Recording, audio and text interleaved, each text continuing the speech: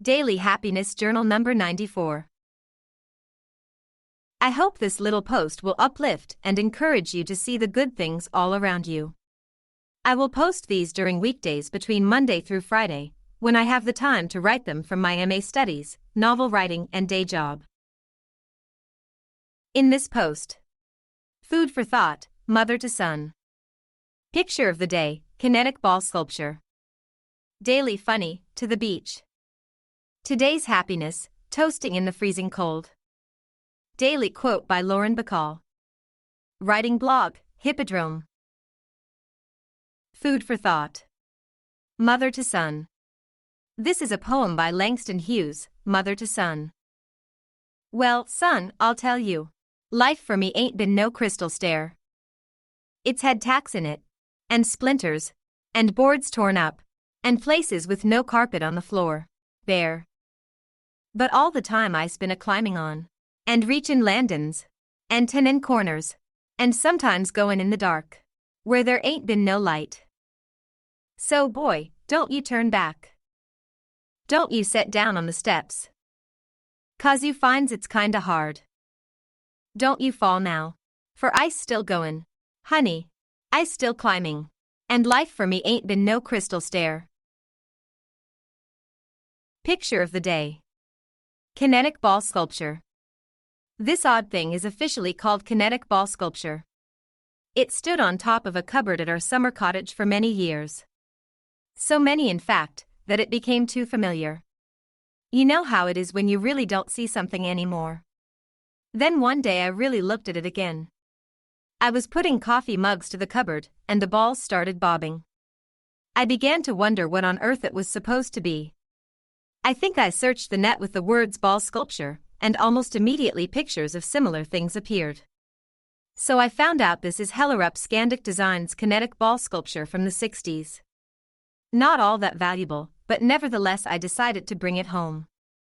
And it looks a lot nicer now, with space around it, standing on the wooden alto tray. Daily funny.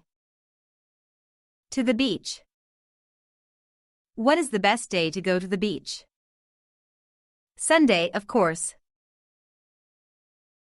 Today's happiness. Toasting in the freezing cold. A friend of ours celebrated his 60th birthday. As well as he could with all the social distancing. We decided to surprise him, and got his wife to help us. Namely, make sure he was at home at 7 p.m. on Sunday. Our little choir, minus one member who was in quarantine after having met someone with COVID, sneaked into their yard.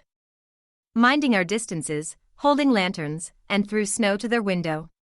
He peeked out and then the door opened. We congratulated him with a song. We haven't been able to practice for a year, and probably scared a crow or two, but he was so happy. He brought out a bottle of bubbly, and we toasted in the freezing cold. Yes, minding our distances. Gosh, it was great to see a friend we haven't seen in a year. It doesn't matter, our toes and fingers and noses were numb with the cold. It was worth it. Here's hoping we can get together properly with friends soon. Daily quote. Imagination is the highest kite one can fly. Lauren Bacall. Writing blog. Hippodrome. Did you know that the Hippodrome of Constantinople was so huge, it could seat 100,000 spectators? In Empress Theodora's times, there were 4 factions that competed with each other in the games. Reds, blues, greens and whites. Chariot races, dancing and acrobatic performances, music. The emperor's great palace was right next to the huge amphitheater, and he had a private box, the Kathisma, where he could sit and watch the games. This is where Theodora's father was a bearkeeper. And this is the place where her extraordinary career as a performer started. And eventually led to the highest position a woman could gain in the empire. But what did the Sisterhood of the Bees have to do with all this? Nephilim Quest 4, The Book of the Dead, will tell. Do you have a funny story you would like to see published in this letter? An event, what someone said? If so, send me your funny story in an email. I especially love the funny things children say. Or would you like to tell what made you happy today? Send a note and tell, if you wish to share your little happy moment with others. The email address for this daily post is happinessjournal@yahoo.com. This post was brought to you by www.lenasbooks.com.